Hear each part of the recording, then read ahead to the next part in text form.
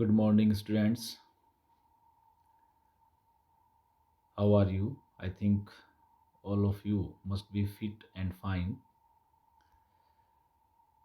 Today, we are going to study further our chapter, The Making of a Scientist.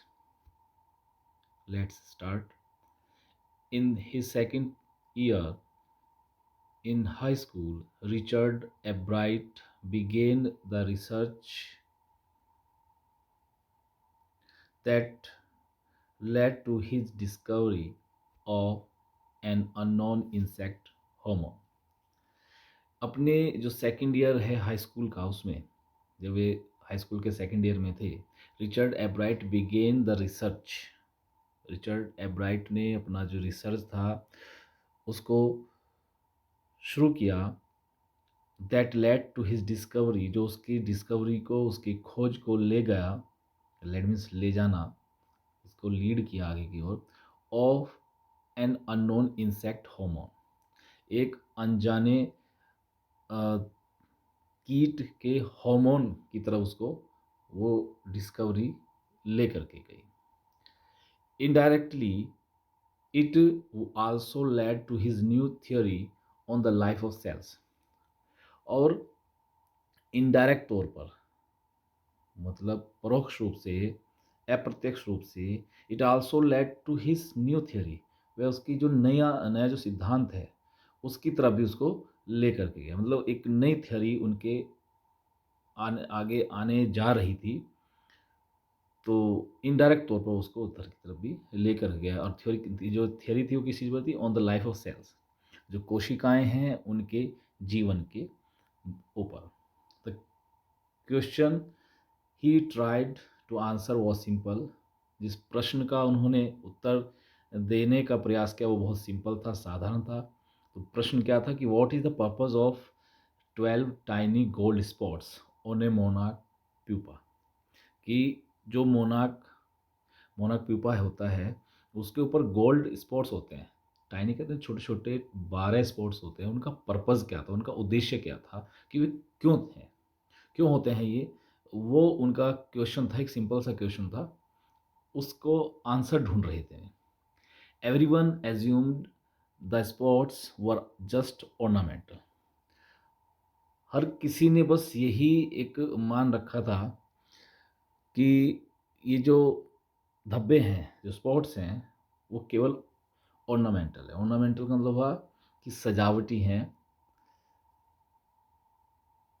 एब्राइट said, Ebright ने कहा, but doctor Urquhart didn't believe it. मतलब ये बातें बता रहे हैं, एब्राइट बता रहे हैं ये बात। और लेकिन डॉक्टर जो अर्कहर्ट थे, उन्हें उसका विश्वास नहीं था, इस बात का, इस लोगों का, कि वो केवल ऑर्नामेंटल हैं, केवल दिखावटी हैं, सजावटी हैं। उनका उन पर डॉक्टर साहब को उस बात पर विश्वास नहीं था। टू फाइंड द आंसर, उस चीज़ का आंसर ढूंढने के लिए, Ebright and another excellent science student, Ebright और दूसरा जो मेधावी विज्ञान का छात्र था, first had to build a device, उन्हें पहले एक यंत्र बनाना पड़ा, एक डिवाइस बनानी पड़ी। दैट शोड, जो जिसने दिखाया, that the sports were producing, उन्होंने उस डिवाइस ने दिखाया कि जो स्पोर्ट्स थे, जो धब्बे थे, वो प्रोड्यूस कर रहे थे, उत्पन्न कर रहे थे a hormone necessary for the butterflies full development, कि एक हार्मोन को प्रोड्यूस कर रहे थे जो नेसेसरी था। नेसेसरी मतलब आवश्यक था, for the butterfly full development, butterfly के पूरे के संपूर्ण डेवलपमेंट के लिए, विकास के लिए जो आवश्यक था, ये चीज़ उस डिवाइस ने दिखाई। ऐसी डिवाइस उन्होंने बनाई। This project one एब्राइट first place in the county fair. तो जो उन्होंने वो डिवाइस बनाई, जो ये प्रोजेक्ट उनका चल रहा था, जिसने ये हार्मोन के बारे में, उसके डेवलपमेंट के बारे में, बटरफ्लाई के फुल डेवलपमेंट के बारे में बताया, है ना, उस प्रोजेक्ट ने जीता, एब्राइट को जितवाया फर्स्ट प्लेस काउंटी फेयर में, जो काउंटी मेला था वहाँ पर, उसमें। And entry into the international science and engineering fair, जो वैज्ञानिक और इंजीनियरिंग का मेला था उसमें अंतर्राष्ट्रीय स्तर का, ठीक है, अंतर्राष्ट्रीय विज्ञान और इंजीनियरिंग मेला जो था उसमें उसकी उन्हें एंट्री दिलवाई। There he won third place for zoology, और वहाँ पर उन्होंने जॉलजी के लिए कौन सा स्थान मिला, तो थर्ड प्लेस, तीसरा स्थान जो है उन्हें मिला, ठीक है। इस रिसर्च के लिए वहाँ पर उनको थर्ड स्थान मिला उस मेले में, अंतर्राष्ट्रीय विज्ञान और इंजीनियरिंग जो मेला था उसमें, ठीक है। He also got a chance to work during the summer. He also got a chance, उन्हें एक अवसर भी मिला, एक मतलब एक मौका मिला, टू वर्क, काम करने का, ड्यूरिंग द समर, गर्मियों के दौरान, at the entomology laboratory, entomology laboratory में जो है उन्हें काम करने का अवसर मिला गर्मियों के दौरान। और वो लेबोरेटरी किनकी थी, of the Walter read army institute of research, ये उस रिसर्च सेंटर जो है, जो संस्थान था, उनकी संस्थान का नाम था Walter read army institute of research, उनकी लेबोरेटरी थी, उसमें उन्हें काम करने का ये अवसर मिला कि वहाँ पर अपनी छुट्टियों के दौरान बैठ कर के उसमें अपनी नई रिसर्च करें, ठीक है।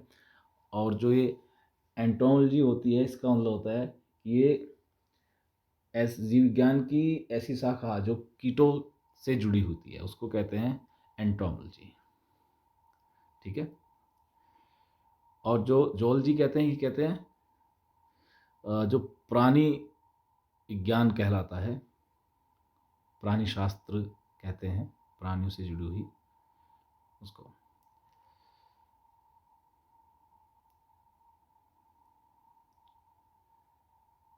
As a high school junior, Richard Ebright continued his advanced experiment on the monarch pupa.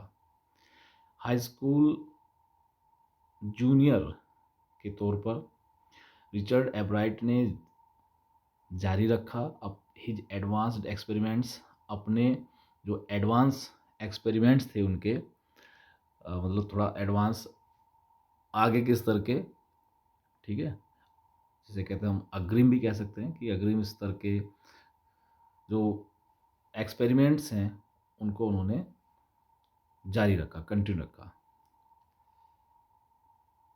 That year his project one first place at the international science fair, और उस वर्ष उनका जो प्रोजेक्ट है उसने अंतर्राष्ट्रीय विज्ञान मेले में प्रथम स्थान प्राप्त किया। And gave him another chance to work in the army laboratory during the summer, और देख दूसरा, अनदर कहते हैं दूसरा मौका मिला उनको, अवसर मिला to work in the army laboratory में काम करने का, ड्यूरिंग द समर, गर्मियों के दौरान। In his senior year he went a step further, अपने जो उनका सीनियर ईयर था, मतलब उससे अगले वर्ष, वह जो है एक कदम, स्टेप फर्दर, एक कदम और आगे गए। He grew cells from a monarch's wing, उन्होंने मोनार्क के विंग से, जो बटरफ्लाई थी मोनार्क बटरफ्लाई, उसके विंग से, उसके पंखों से एक कोशिका को ग्रीव किया, उसको उसका विकास किया, उत्पन्न किया उसको। इन अ कल्चर, कल्चर कहते हैं कि विशेष पोषण के माध्यम से ऊतकों का विकास, मतलब एक विशेष प्रक्रिया है, उसके माध्यम से जो ऊतकों का विकास होता है, मतलब जो कोशिकाओं का विकास होता है, उसको जो है कल्चर कहते हैं।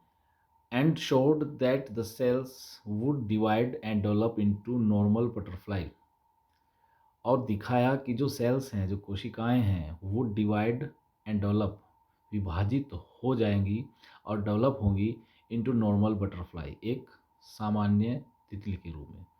नॉर्मल बटरफ्लाई विंग स्केल्स, मतलब सामान्य तितली के छोटी जो प्लेट्स हैं, स्केल्स हैं, उनके रूप में डेवलप होंगी। Only if they were fed, यदि उनको फेड किया गया, if they were fed the hormone from the gold spots, fed मतलब खिलाना, मतलब उनको पोषित किया गया, कि यदि, केवल यदि, तो ऐसा तभी होता है जब उन्हें जो होम है, जो हार्मोन है गोल्ड स्पॉट से, उनसे उनको पोषित किया गया, तभी ऐसा होता था। ठीक है, मतलब ये यहाँ कहना चाह रहे हैं कि उन्होंने ये दिखाया, जब एक विशेष तरीके से उन्होंने सेल्स को ग्रीव किया, और तो उन्होंने दिखाया कि जो सेल्स हैं वो विभाजित होते हैं, डिवाइड होते हैं, and develop into normal butterfly wings cells, और विकसित होते हैं इनटू नॉर्मल बटरफ्लाई विंग्स, जो सामान्य साधारण बटरफ्लाई विंग स्केल्स होते हैं उसमें वो डेवलप हो जाते हैं।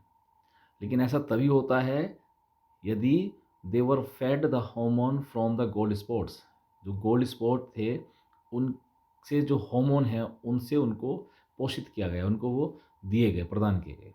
That project one first place for zoology at the international fair, और उस प्रोजेक्ट ने जीता प्रथम स्थान जोलॉजी के क्षेत्र में, एट द इंटरनेशनल फेयर, अंतर्राष्ट्रीय मेले में। ही spent the summer after graduation doing further work at the army laboratory, उन्होंने बिताए जो समर है आफ्टर ग्रेजुएशन, ग्रेजुएशन के बाद जो समर थी, गर्मियाँ थी, उन्होंने बिताई कहाँ पर, doing further work at the army laboratory, army laboratory में आगे का कार्य करते हुए। देखिए, जैसे अब सामान्यतः हम लोग क्या करते हैं, जो हमारे यहाँ पर रहते हैं बच्चे, गर्मियों की छुट्टियाँ हुई, मामा नाना के यहाँ छुट्टियाँ बिताने चले गए, खेलना कूदना, लेकिन इन्होंने, एब्राइट ने अपने समय को कहना वेस्ट नहीं किया, उसका सदुपयोग किया, और लगातार अपने रिसर्च में लगे रहे। तो and at the laboratory of the US department of agriculture, और कौन सी लेबोरेटरी में काम किया उन्होंने, यूएस डिपार्टमेंट ऑफ एग्रीकल्चर की लेबोरेटरी में भी। द फॉलोइंग समर, अगली गर्मियों में, after his freshman year eight Harvard university, Harvard university में अपनी जो प्रथम वर्ष की जो डिग्री है उसको, इसके पश्चात उसको लेने के बाद, Ebright went back to the laboratory, Ebright जो है वापस लेबोरेटरी में गए, of the department of agriculture, agriculture department की जो लेबोरेटरी थी उसमें गए, एंड डिड मोर वर्क, और ज़्यादा काम किया, on the hormone from the gold spots, जो गोल्ड स्पॉट से जो हार्मोन उन्होंने लिए थे उस पर पूरा उन्होंने और ज़्यादा वर्क किया, using the laboratories sophisticated instruments, जो लेबोरेटरी के उत्कृष्ट और उच्च स्तरीय जिन्हें कह सकते हैं हम, इंस्ट्रूमेंट्स थे, यंत्र थे, उपकरण थे, उनका प्रयोग करके, उनको यूज़ करके, he was able to identify, वो पहचानने में सफल रहे, the hormones chemical structure, hormones के जो रासायनिक संरचना है उसको पहचानने में सफल रहे। A year and a half later, तो लगभग एक साल और उसके आधे, मतलब 1.5 वर्ष बाद, ड्यूरिंग हिज जूनियर ईयर, अपने जो जूनियर ईयर है उसके दौरान, उन्होंने, किन्होंने, एब्राइट ने, got the idea for his new theory, तो अपना जो नया सिद्धांत था उसके लिए उन्हें एक आइडिया मिला, अबाउट सेल लाइफ, जो कोशिकाओं का जो जीवन है उसके बारे में। It came while he was looking at X ray photos, और यह आइडिया कब आया, जब वह देख रहे थे, looking at X ray photos, X ray photos को देख रहे थे, of the chemical structure of a hormone, hormone के केमिकल स्ट्रक्चर, रासायनिक संरचना के फोटो को देख रहे थे, तब ये आइडिया उनके माइंड में आया। व्हेन ही सा दोज फोटोज व्हेन ही सा दोज फोटोज, जब उन्होंने वे फोटो देखे, एब्राइट डिडंट शाउट, एब्राइट चिल्लाया नहीं, यूरिका, यूरिका मतलब जो प्रसन्नता से उछलते हैं, तो ये एक एक्सक्लेमेशन है, एक इंटरजेक्शन है, खुशी का भाव। और इवन, और यहाँ तक कि आई हैव गोट, और ये भी नहीं कहा उन्होंने, बट मतलब मुझे प्राप्त हो गया, मैंने प्राप्त कर लिया है, ऐसा कुछ नहीं कहा। बट ही बिलीव्ड, लेकिन उनका विश्वास था, along with his findings about insect hormones, कि जो उनकी फाइंडिंग्स थी, जो उनकी खोज थी, किसके बारे में, इंसेक्ट हॉर्मोन्स के बारे में, जो जीवों के, कीटों के हॉर्मोन से, उनके बारे में जो उनकी खोज थी, उनके उसके साथ साथ the photos gave him the answer, कि उन फोटोज ने, उन तस्वीरों ने उसे आंसर दिया था टू वन ऑफ बायोलॉजीज पजल्स, एक जीव विज्ञान की एक पजल थी, एक अबुझ पहेली थी, how the cell can read the blueprint of its DNA, की जो सेल्स हैं, जो कोशिकाएं हैं, वो अपने डीएनए का जो ब्लूप्रिंट है, रूपरेखा, उसको कैसे रीड करते हैं। तो वो प्रश्न था, उसका आंसर भी उन फोटोज के माध्यम से उन्हें मिल गया था।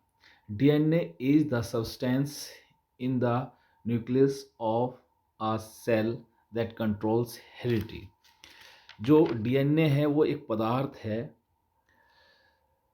सब्सटेंस है, इन द न्यूक्लियस, न्यूक्लियस में, न्यूक्लियस कहते हैं केंद्रक, नाभिक, ऑफ अ सेल, सेल की जो नाभि है या केंद्रक होता है, उसमें एक पदार्थ होता है ये डीएनए, दैट कंट्रोल्स हेरिडिटी, जो आनुवंशिकता को कंट्रोल करता है, उसको नियंत्रित करता है। It determines the form and function of the cell, यह है जो सेल है उसके आकृति, उसके रूप और उसके फंक्शन को, उसकी क्रियाकलाप को उसके डिटरमिन करता है, निर्धारित करता है। दस DNA is the blueprint for life, कहते हैं इस प्रकार जो डीएनए है वो जीवन की रूपरेखा है। तो प्रिय बच्चों, आज के लिए इतना ही, और इसको अच्छे से पढ़ें, समझें। थोड़ा सा वैज्ञानिक शब्द भी आए हैं, और एक अच्छी मैसेज देता हुआ एक चैप्टर है कि हमें कैसे अपने समय का सदुपयोग करना चाहिए, और कैसे एक छोटी सी रिसर्च जो है धीरे धीरे, देखिए तितली से शुरुआत हुई, तितली पकड़ने से, और अब वो डीएनए तक पर रिसर्च कर रहे हैं, वहाँ तक उनका रिसर्च पहुँच रही है। और ये चैप्टर ऐसा चैप्टर है, इससे हमें बहुत कुछ सीखने की ज़रूरत है। सभी विद्यार्थियों को सीखना चाहिए कि हम अपने लाइफ में जब कोई रास्ता पकड़ते हैं, आगे बढ़ते हैं, तो हम छोटी छोटी शुरुआतों से बड़े बड़े लक्ष्य प्राप्त कर सकते हैं। इसी के साथ आज के लिए इतना ही। Thank you very much. Bye.